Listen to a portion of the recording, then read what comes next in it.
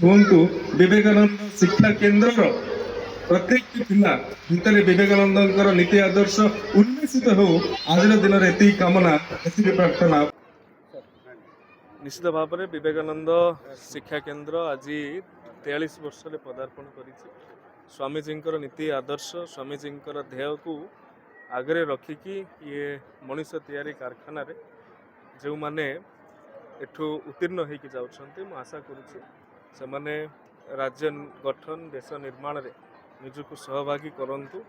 ସ୍ୱାମୀଜୀ ଯେଉଁଭଳି ଭାବରେ ସମଗ୍ର ବିଶ୍ୱରେ ସନାତନ ଧର୍ମକୁ, ଭାରତୀୟ ସଂସ୍କୃତିକୁ ପ୍ରତିପାଦିତ କରିଥିଲେ, ଆମ ପିଲାମାନେ ମଧ୍ୟ ଆଗାମୀ ଦିନମାନଙ୍କରେ ବିଶ୍ୱ ପଟଳରେ ନିଜର ପ୍ରତିଭାକୁ ପ୍ରଦର୍ଶିତ କରନ୍ତୁ। ଆଜିର ଦିନରେ ଏତିକି କାମନା, ଏତିକି କେନ୍ଦ୍ର 1981 ମସିହାରୁ ଆରମ୍ଭ ହୋଇ ଆଜି ପର୍ଯ୍ୟନ୍ତ ଶହ ଶହ ପିଲାଙ୍କୁ, ଯେଉଁମାନେ ଡାକ୍ତର, ଇଞ୍ଜିନିୟର, ଓଏଏସ୍, ଓଜେଏସ୍, କାଲି କିଛି ସମ୍ମାନିତ ତାଙ୍କୁ ମଧ୍ୟ କରାଯିବ। ଏବେ ତେଣୁ ପିଲାମାନେ, ଆମେ ଭଲ ପିଲା ତିଆରି କରିବୁ, ଏତିକି ଆମର କାମ। କିଏ ଡାକ୍ତର ହେଲା, କିଏ ଇଞ୍ଜିନିୟର ହେଲା, ସେଇଟା ବଡ଼ କଥା ନୁହେଁ।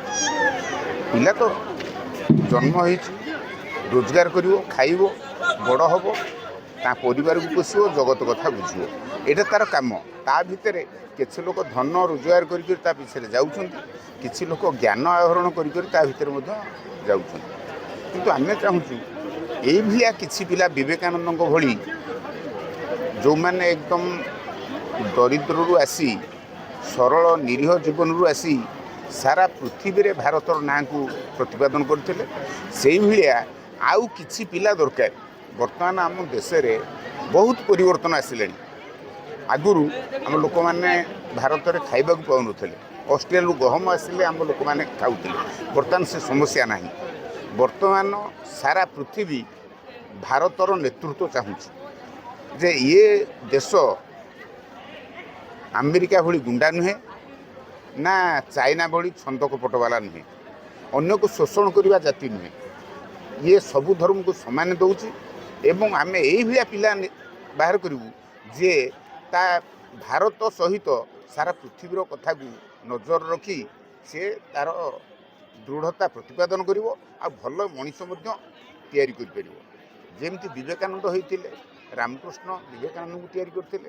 ବିବେକାନନ୍ଦଙ୍କ ପରେ ଶହ ଶହ ହଜାର ହଜାର ପିଲା ମଧ୍ୟ ଅଛନ୍ତି, ତାଙ୍କୁ ସୁଯୋଗ ମିଳିବା ଦରକାର।